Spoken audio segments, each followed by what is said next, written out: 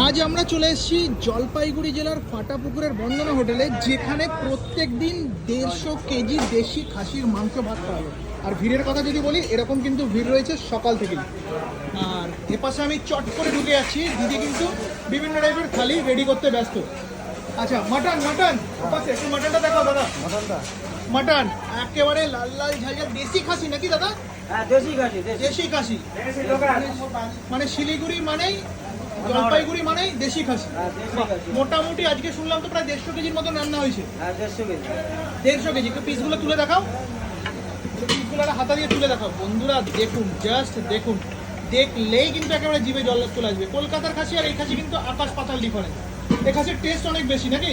হ্যাঁ, টেস্ট বেশি, দেশি খাসি তো, লোকাল খাসি। পাশে আরো এক কড়াই ভাত তৈরি হচ্ছে। কি চালের ভাত করো তোমরা? এটা বাসমতি। বাসমতি চালের ভাত। দেখে দেও, দাদা দেখাচ্ছে। দাদা ভালো তো? ভালো ভালো।